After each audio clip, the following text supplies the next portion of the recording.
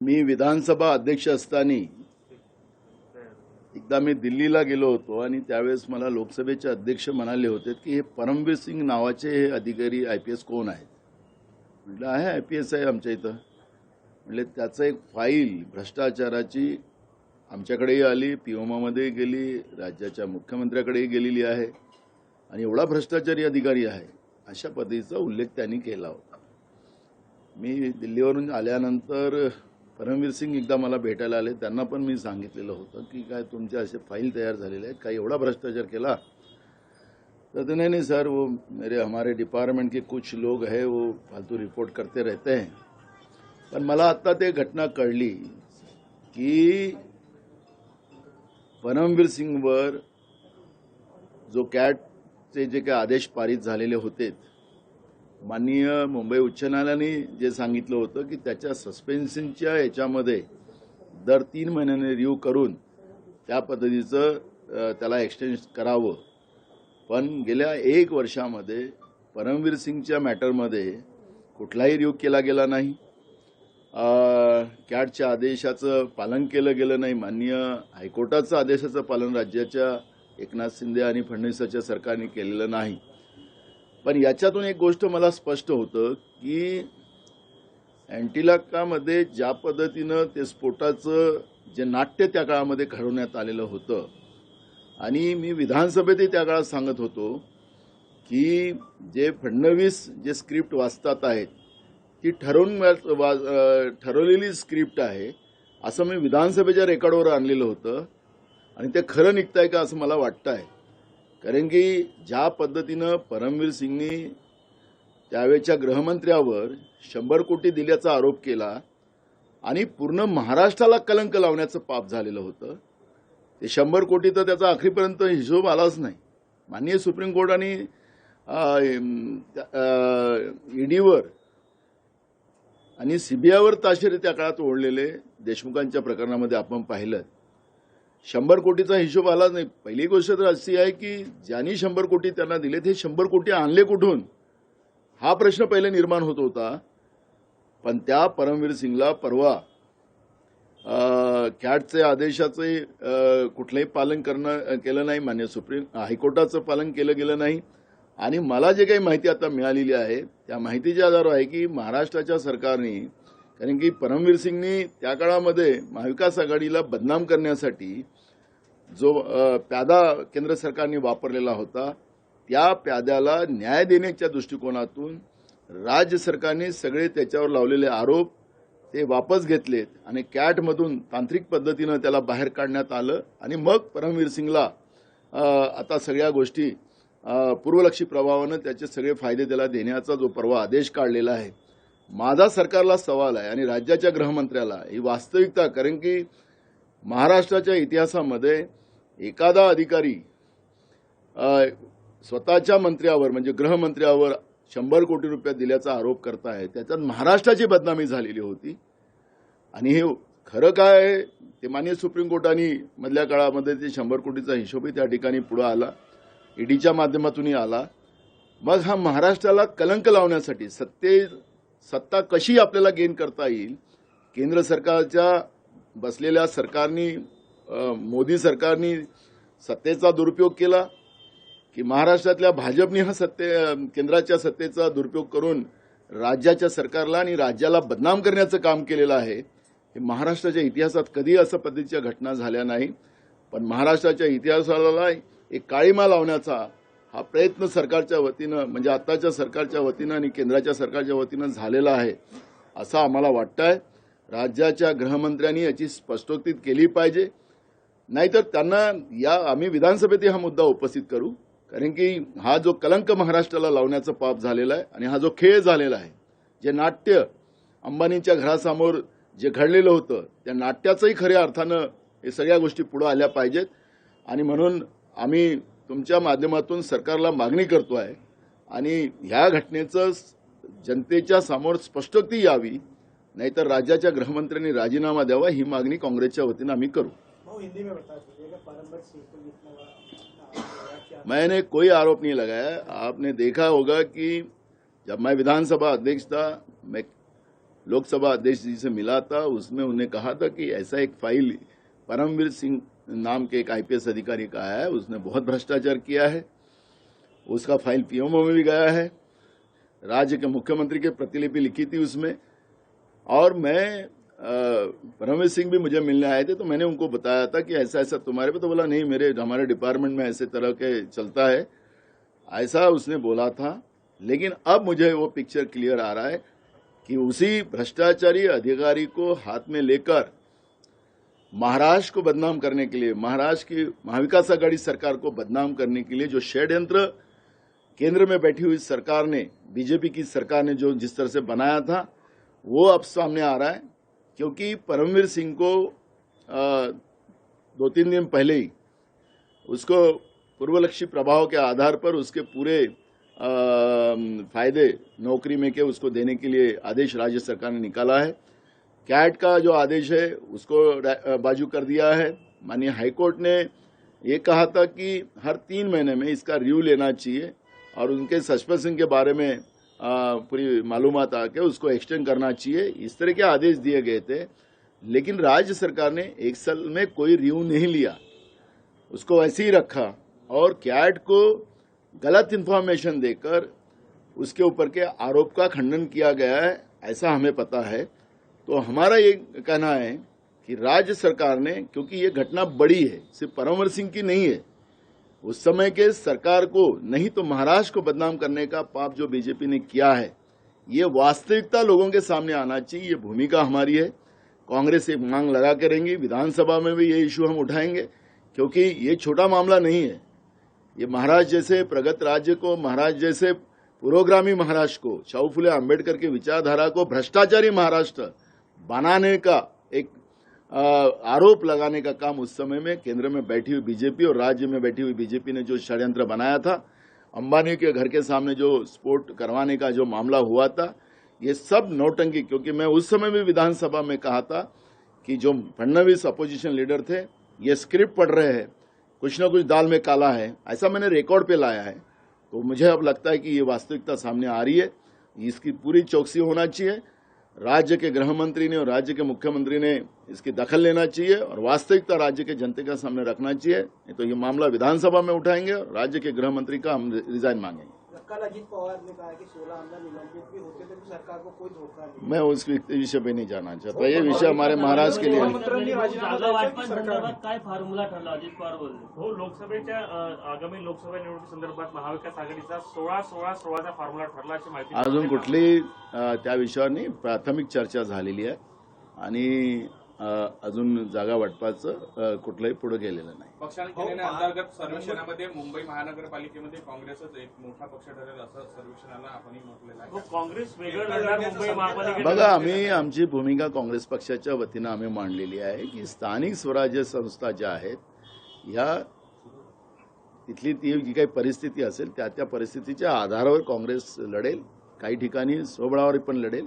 अशा पद्धतीची भूमिका आम्ही आज नाही, 1 वर्षाच्या पहिलेच मांडलेली आहे. हो, राज्यातील आणि त्याला मी ते सांगत आहे तुम्हाला की जे काही परिस्थिती आहे त्या परिस्थितीच्या आधारावर काँग्रेस पक्ष निर्णय घेईल स्थानिक स्वराज्य संस्थांमध्ये. ऑक्टोबर नोव्हेंबर मध्ये या निवडणुका लागू शकतात असं संकेत फडणवीस यांनी काल दिला. फार लवकर होतात फडणवीस म्हणाले त्याप्रमाणे, कारण की गेल्या सव्वा वर्ष झालं स्थानिक स्वराज्य संस्थांच्या निवडणुका आपण घेतल्या नाहीत. आदरणीय फडणवीस साहेब हे कुठल्या लोकशाहीला पोषक आहे आणि त्याच्यामुळे आपण ऑक्टोबर नोव्हेंबरमध्ये घ्यायचं सांगताय, फार लवकर होत आहे तुमच्या हिशोबानं. त्यामुळे तुम्ही घेणार की नाही घेणार हा एक प्रश्न अजूनही राज्याच्या जनतेच्या समोर आहे. कारण की पहिल्यांदा या लोकशाहीमध्ये प्रशासक आणि शासन या पद्धतीचा हा कारभार जेव्हा चालतो आहे, तर आज ग्रामीण भागातली अवस्था फार गंभीर आहे, शहरातली अवस्था गंभीर आहे. आपण ज्या नागपूरमध्ये आहात तिथं आज पिण्याचं पाणी लोकांना नाही मिळत आहे. काय परिस्थिती आहे आपण पाहतोय, नागपूरच नाही तर प्रत्येक ठिकाणी ही परिस्थिती आहे. त्यामुळे फडणवीस साहेबांनी म्हणाले तर आम्हाला वाटतं की ते फार लवकर बोललेत, लवकर झाल्या पाहिजेत निवडणुका, ही आमची भूमिका अनेक दिवसाची आहे. बैठकीत काय चर्चा नेमकं सांगितलं ना मी तुम्हाला, हे प्राथमिक चर्चा झालेली आहे. आता आमच्या 3 लोकांची कमिटी आम्ही देणार आहोत, 9 लोकांची कमिटी बनेल आणि कमिटीमध्ये प्रत्येक लोकसभा न्याय त्याच्यावर चर्चा केली. अकोल्यामध्ये जी दंगल झाली त्याच्यानंतर अहमदनगरमध्ये पण एक प्रकार झाला. त्र्यंबकेश्वरमधून पण काही बातम्या येत आहे. फडणवीसांनी म्हटलंय की महाराष्ट्रात दंगली घडवू देणार नाही, जे दंगली करतील त्यांना अद्दल घडवू. 6 जिल्ह्यात आमचा तर ते असं म्हणतात गृहमंत्री पदावर, त्यांना मला अकोल्याचा सवाल विचारायचा आहे की अकोल्यामध्ये जेव्हा सोशल मीडियावर चॅटिंग चाललेली होती आणि एकाने त्यांच्या अल्ला वगैरेच्या बद्दलच्या घाणेरड्या शिवा टाकल्या, त्याच्यामध्ये ते पोलीस स्टेशनला गेलेत आणि पोलीस स्टेशनला ज्या पोलीस स्टेशनमध्ये ते गेलेत त्याच्या दुसऱ्या भागामध्ये एका या गरीब नवाज लिहिलेल्या ॲटो चालवणारा हिंदू पोरगा होता, त्यालाच आपल्या हिंदू लोकांनी मारलं. आणि हे घटना माहीत असताना त्या ठिकाणी पोलीस 1 तासांनी पोहोचली. मग आता फडणवीसांना माझा सवाल असा आहे की पोलीस प्रशासन घडवत आहे महाराष्ट्रामध्ये हिंदू मुसलमान हे झगडे घडवण्याचा एक षडयंत्र सरकारच्या वतीने चाललं आहे का, हा आरोप आमचा आहे. त्यामुळे या घटनेला मी स्वतः अकोल्याला जाणार आहे आणि मी सगळी त्याच्यामधली माहिती, कारण महाराष्ट्रात हिंदू मुसलमान किंवा बौद्ध हिंदू अशा कुठलीही भांडणं होता कामा नये. महाराष्ट्र हे शाहू फुले आंबेडकर विचारधारेचं आहे, सर्वधर्म समभावाचं महाराष्ट्र आहे. या महाराष्ट्राची परंपरा एक वेगळी आगळी परंपरा आहे. या महाराष्ट्रामध्ये प्रशासनाच्या माध्यमातून शासन या पद्धतीच्या घटना घडवून घेते. आमचा सवाल आहे 1 तास पोलीस तिथे का पोहोचले नाहीत आणि त्याचं उत्तर फडणवीसांनी आम्हाला दिलं पाहिजे. ही भूमिका आमची आहे. आणि वरून आपणच सांगायचं की दंगली घडवणाऱ्याला आम्ही सोडणार नाही. या पद्धतीचं आणण्याचं काम फडणवीस साहेब करू नका, हे आमची सल्ला तुम्हाला आहे. भाऊ, राज ठाकरे ने कहा कि बीजेपी कर्नाटक में अति उत्साह के कारण मुझे पता नहीं उनका विश्लेषण क्या है. हाँ चलो. वो बैठक में क्या हुआ है, तीनों पक्ष मिलकर 16 का कुछ फार्मूला डिसाइड हुआ है सरकार द्वारा? अभी कोई उस तरह का डिस्कशन नहीं हुआ, प्रायोगिक चर्चा हुई है. अभी 3 लोग हम लोग उस समिति में देंगे, 9 लोगों की एक समिति बनेगी और पूरे लोकसभा न्याय वो लोग उस तरह का मेरिट के आधार पर डिसीजन लेंगे.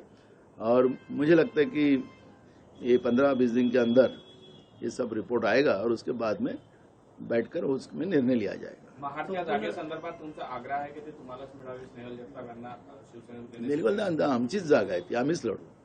अकोला के बाद 3 6 जिलों में सदस्याचे फक्त 9 लोक ओरल महाराष्ट्रासाठी ना की मतदारसंघांनी नाहीये.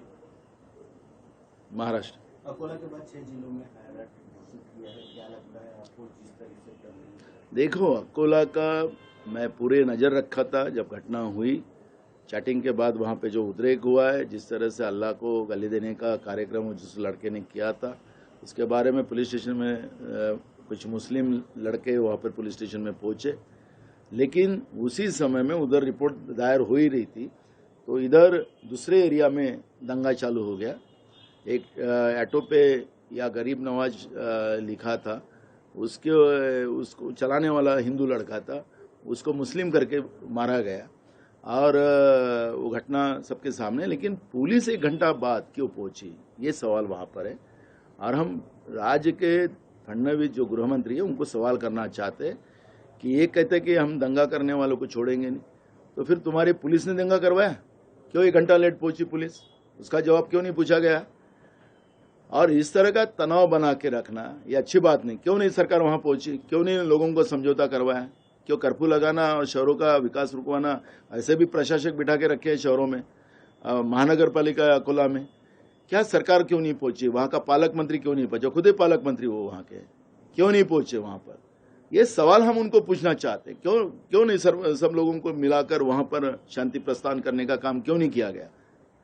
हमारा सवाल ये है कि सरकार और प्रशासन मिलकर इस तरह के महाराष्ट्र के शाहू फुले आंबेडकर विचारधारा के महाराष्ट्र में बौद्ध और हिंदू और मुसलमान हिंदू ऐसे झगड़े लड़ाने का बीजेपी अगर कोशिश करे तो महाराष्ट्र की जनता इनकी कोशिशों को ना सफल करेंगे. क्योंकि महाराष्ट्र ये विचारधारा का राज्य है, वह हमेशा यहाँ बंधुत्व का और समता का हमेशा सम्मान किया गया है और महाराष्ट्र की जनता उसी तरह की है.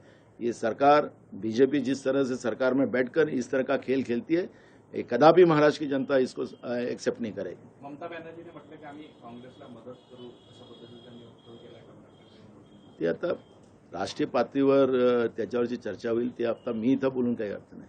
कुरुलकर यांच्यानंतर हवाई दलातील एक अधिकारी अनिल ठाकूर घ्यावे पहिली गोष्ट कुरुळकर हे RSSशी संबंधित आहे आणि RSS बरोबर RSS तर हे वैचारिक संस्था आहे. अशा पद्धतीचा RSSचा व्यक्ती ज्या देशाची माहिती पाकिस्तानला देत असेल, आपल्या दुश्मन देशाला देत असेल, तर याच्यावर RSSनीच खरं उत्तर दिलं पाहिजे. आणि मग काय म्हणतात RSS वाले की आमचा काही त्याच्याशी संबंध नाही. जो RSS साठी तिथं जाऊन भाषणं करतो होता तो सांगतोय स्वतः कुरुळकर की माझी 4थी पिढी आहे, आम्ही RSSशी जुडलेलो आहोत आणि RSS की त्याचा ना आमचा संबंधच नाही. म्हणजे काय नेमकं RSSनी याच्यावरचं सांगितलं पाहिजे आणि जे वास्तविक त्याचं सांगितलं पाहिजे. ते सत्य बोलणारे लोक आहेत RSSचे लोक, तर सत्य त्यांनी मांडलं पाहिजे. पण अशा पद्धतीचे विध्वंस लोक, देशाला बर्बाद करणारी व्यवस्था कुरुळकरच्या माध्यमातून जे निर्माण झाली, देशातली माहिती पाकिस्तानला देण्याचं काम ते करत होते, त्यावेळेस RSSला हे माहिती नव्हतं का? केंद्रातल्या सरकारला माहिती नव्हतं का? हे सवाल आहेत. त्यामुळे त्याला उत्तर केंद्राच्या सरकारने RSSनी द्यावेत. एकूणच परिस्थिती बघितता आणि कर्नाटकचे निकाल लागल्याने तुम्हाला वाटतं ऑक्टोबरमध्ये राज्य सरकार महानगरपालिकेच्या निवडणुका घेईल? मी मग सांगितलं ना. काय वाटतं तुम्हाला? काय भाऊ, वाटतं? अशी शक्यता वर्तवली जात आहे की कर्नाटक निवडणुकीनंतर आता राज्य सरकार स्थानिक स्वराज्य संस्थांच्या निवडणुका घेतली गेली. आम्ही तुम्हाला एक गोष्ट सांगितली, आम्ही एकदा नाही अनेकदा सांगितलं की स्थानिक स्वराज्य संस्थेच्या निवडणुका घ्या. सरकारला विधानसभेत आम्ही मागणी केली, पण सरकार मुद्दामून वेळ काढताय. कारण की आता BJPला माहिती आहे की त्यांचं लोकांचं त्यांच्याबद्दलचं आज जे काही मत आहे आणि जो काही वातावरण BJPनं आम्हीच सगळं करू शकतो, 56 इंचीच करू शकतो, आता त्यांची 56 इंची लोकांना कळली. म्हणून आता कर्नाटकाचं नाटक हे सगळीकडेच पसरलेलं आहे आता आणि BJPला आता प्रत्येक ठिकाणी त्यांचं पानिपत व्हायला ठरलेलं आहे आणि म्हणून निवडणुकीपासून पळत आहे. लोकशाहीला न मानणारी BJP हे या स्थानिक स्वराज्य संस्थेतून आपल्याला पाहायला मिळत आहे. एक दीड वर्ष तुम्ही स्थानिक स्वराज्य संस्थांच्या निवडणुका करत नाही. ग्रामीण भागातली परिस्थिती वाईट आहे, शहरातल्या भागातली परिस्थिती, ग्रामीण भागात पिण्याचं पाणी नाही, शहरात पिण्याचं पाणी नाही, अवस्था झालेली आहे. आणि आम्ही लोकशाहीचे पाईक आहोत असं सांगणारं हे जे भाजप आहे, महाराष्ट्रामध्ये त्याचं खरं दर्शन होते आहे की अगर 1.25 वर्ष तुम्ही ह्या स्थानिक स्वराज्य संस्थांच्या निवडणुका घेत नसाल तर हे दुर्दैव्य आहे महाराष्ट्रासारख्या पुरोगामी राज्यात. ऑक्टोबरमध्ये घेईल असं वाटतं का तुम्हाला? सांगतात पण घेईल असं वाटतं का? आता त्यांच्या मनात काय हे कळायला कारण नाही ना. देशाच्या जनतेने भाजपला ओळखलं नव्हतं, आता कळलं देशाच्या जनतेला की भाजप किती खोटारडा पक्ष आहे. होईल तर तुम्ही स्वागत कराल? होईल तर तुम्ही आम्हाला आमचं तर स्वागतच आहे, कारण की लोकशाहीच्या सिस्टीममधल्या या निवडणुका झाल्याच पाहिजेत, तर त्याला स्वागतच करावं लागेल. पण या ज्या निवडणुकांना उशीर होतो आहे त्याच्या मागचं कारण सांगितलं जातं. चंद्रशेखर बावनकुळे म्हणतात की राष्ट्रवादी काँग्रेस न्यायालयात गेलं म्हणून या सगळ्या निवडणुकांना उशीर होतो आहे. मला हे कळत नाहीये की ओबीसीच्या आरक्षणाचा प्रश्न होता, त्या आरक्षणाच्या प्रश्नावर त्यांनी तातडीने निकाल काढायला सरकारने त्याच्यामध्ये भूमिका मांडली पाहिजे. मराठा आरक्षणाच्या बाबत आपण पाहतोय, ते मराठा आरक्षणामध्ये त्यांचं कोटारी नाकारलं, त्याला सांगतात की त्यांनी जुन्या लोकांनीच करून ठेवलं. तर मग तुमचं सरकार आहे ना 1 वर्षापासून, ते काय राज्याची तिजोरी लुटायसाठी गेलात तुम्ही? तिथं तुम्हीच घोषणा करत होतात, तुम्हीच बिल आणलं होतं विधानसभेमध्ये मराठा आरक्षणाचं. ओबीसीच्या बद्दल तुम्हीच सांगितलं की 24 तासात मी निर्णय करतो, मला द्या सत्ता. तर आता 24 महिने झालेत. काल बावनकुळे म्हणाले की कर्नाटक विजयानंतर काँग्रेस जास्त अधिशक्तीपणा दाखवू नये, कारण इतर राज्याचा इम्पॅक्ट महाराष्ट्रामध्ये दिसणार नाही, कारण महाराष्ट्रामध्ये भाजप नंबर होण्यात. ठीक आहे ना, म्हणून त्यांना म्हणलं, आम्ही सांगितलं ना, ते पुढे या, तर नाही तर मग सरकार बरखास्त करा, निवडणुकीच्या पुढे या, म्हणजे मग अजून चालेल. समीर वानखेडेवर जी काही कारवाई सुरू आहे, काल फडणवीसांना विचारलं त्यांनी म्हटलं की मला याबद्दल काही माहिती नाही. राज्याच्या गृहमंत्र्यांनी हे वक्तव्य करावं अशा पद्धतीचं की समीर वानखेडेवर जी काही चौकशी चालू आहे ती मला माहिती नाही, हे खऱ्या अर्थानं बालिशपणाचं कृत्य आहे. त्याच्यामुळे गृहमंत्र्याला ही सगळी माहिती असली पाहिजे. राज्यातल्या या सगळ्या घटनेला, राज्यात काही बदमाश लोक असतील, राज्यात चांगल्या लोकांवर कारवाई होत असेल तर निश्चितपणे गृह खात्याकडे ही माहिती असलीच पाहिजे. आता आता गृहमंत्रीच म्हणतात की नाही, आता ते ईडी आणि सीबीआय करत असतील तर आम्हाला माहिती नाही, पण हे राज्य सरकारला माहिती असते गृह खात्याकडे या सगळ्या. महाविकास आघाडीचं पोपट मेल्या असं वक्तव्य देवेंद्र फडणवीस यांनी केलेलं आहे. संजय राऊत त्यावर म्हणाले की शिंदे गटाचा पोपट नाही. मला त्याच्यावरची कुठली प्रतिक्रिया द्यायची नाही. 16 आमदारांच्या पत्र संदर्भामध्ये काल जेव्हा विधानसभा अध्यक्ष महाराष्ट्रामध्ये आले तर त्यांनी म्हणलं की मी नियमानुसार आणि संविधानानुसार जे काही आहे त्यानुसार मी कारवाई करीन, पण याला उशीर होऊ शकतो. तुमची काय मागणी आहे? तुम्ही म्हणता की लवकरात लवकर. नाही, आम्हाला अध्यक्षाचे अधिकार आहेत, पण माननीय सुप्रीम कोर्टाने विशेष करून मी तुम्हाला ते काही हे होईल तर त्याच्यात मी सांगतो की ज्यावेळेस हे तर अध्यक्ष नव्हतेच, नरहरी झिरवळ त्यावेळेस अध्यक्ष होते. नरहरी झिरवळनी जेव्हा हे प्रकरण सुप्रीम कोर्टात होतं त्यावेळेस यांचा वकील त्या ठिकाणी गेला आणि माननीय न्यायालय जो निर्णय देईल त्या निर्णयाचं पालन आम्ही करू या पद्धतीचं विलिंगनेस त्यावेळेस विधानसभा अध्यक्षाच्या वतीनं केलं गेलं होतं. माननीय सुप्रीम कोर्टाने जे काही आता त्याच्यातले निर्णय दिलेले आहेत त्याला माननीय विधानसभा अध्यक्षाला एक चाकोरी ठरवून दिलेली आहे. कारण की अध्यक्षांनीच त्यावेळेस माननीय सुप्रीम कोर्टामध्ये सांगितलेलं होतं की तुम्ही आदेश द्याल ते पालन आम्ही करू. त्यामुळे माननीय सुप्रीम कोर्टाने त्याच्यातले काही चाकोरी तयार करून दिली. त्याच चाकोरीमध्ये अध्यक्षाला काम करावं लागेल, नाही तर अध्यक्षाला त्यांच्या चाकोरीत काम करायची गरजच नव्हती. मी त्या गोष्टीला मान्य करतो, पण जेव्हा अध्यक्षच त्या काळातले आणि त्याच्या निर्देशाच्या आधारावर झालेलं आहे त्याच्यामुळे 90 दिवसाच्या आत या प्रकरणाला निकाली काढावंच लागेल. आणि नाहीतर ते सुप्रीम कोर्ट आणि अध्यक्ष आहेत तर त्यांचे अधिकार आहेत वेगळे वेगळे, त्याच्यावर आपण जास्त प्रतिक्रिया करायचं काही कारण नाही. आमदार निलंबन होने के बाद भी सरकार बचे रहेगी ऐसा कौन 16 आमदार अगर निलंबित भी होते हैं तो भी सरकार को कोई धोखा नहीं है. कौन बोलता है? अजित पवार. मुझे क्या पता अजित पवार के मन में क्या है, मुझे क्या पता है, तो अजित पवार को पूछिए आप. नार्वेकर ने कहा है कि जो कार्रवाई होगी वो तो होगी पर उसको समय लग सकता है. तो वही मैं आपको यही कहना चाहता हूं कि ये नार्वेकर जी बाद में अध्यक्ष बने, उसके पहले में नरहरी झिरवळ थे. जब ये प्रकरण सुप्रीम कोर्ट में आया और ये 5 बेंचों के सामने जब ये प्रकरण आया तब नरहरी झिरवळ के वकील सुप्रीम कोर्ट में पहुंचे. उन्होंने कहा कि जो सुप्रीम कोर्ट जो भी हमें आदेश देंगे उसका पालन हम करेंगे. उसके आधार पर जो भी सुप्रीम कोर्ट ने जो आदेश दिए हैं उसका पालन अब करना अपने को कंपलसरी हो चुका है. नहीं तो अध्यक्ष के पावर उनके दायरा अलग है, कोर्ट का दायरा अलग है, लेकिन अब हमने विलिंगनेस जब दिया था तो उसी के दायरे में हमको काम करना पड़ेगा. जो 30 दिन के अंदर में इसको डिसीजन देना पड़ेगा और अध्यक्ष और माननीय सुप्रीम कोर्ट उनका मामला है, उसमें हम ज्यादा बात करना अच्छी बात नहीं. विरोधक म्हणतात की लवकर निर्णय घ्या या संदर्भामध्ये. सरकारचं असं म्हणणं आहे की तुम्ही अध्यक्षांवर एक प्रकारे दबाव आणताय या बाबतीत. आम्ही कुठं म्हटलंय, आम्ही सांगितलं की जे सुप्रीम कोर्टाने माननीय सुप्रीम कोर्टाने जे निर्णय दिलेले आहेत त्याचाच आम्ही सांगतोय. आणि म्हणून मी तुम्हाला सांगतो की अध्यक्ष आणि माननीय सुप्रीम कोर्टाच्या याच्यामध्ये आम्हाला जास्त बोलायचं नाहीये. जे काही त्यामध्ये ठरलेलं होतं, जे त्यावेळेच्या अध्यक्षांनी जे काही माननीय सुप्रीम कोर्टाला ॲफिडेव्हिट करून दिलेलं होतं त्याच्या आधारावर जे काही निर्देश माननीय सुप्रीम कोर्टाचे आले त्याचं पालन त्यांना करावं लागणार आहे. नाहीतर अध्यक्षाचा दायरा वेगळा आहे, माननीय सुप्रीम कोर्टाचा आणि कोर्टाचा दायरा वेगळा आहे. त्यामुळे त्याच्यामध्ये आम्हाला काही बोलायचा अधिकारच नव्हता, नाही बोललंच नाही पाहिजे. पण आज जे काही आज आपल्या समोर आहे त्याच्या आधारावर मी तुम्हाला सांगतोय. समीर वानखेड़े पर अभी जिस तरह से कार्रवाई हो रही है, पहले कहा जाता था कि बीजेपी उसको सपोर्ट कर रही है, लेकिन अभी उसी के ऊपर सीबीआई और कार्रवाई कर रही है.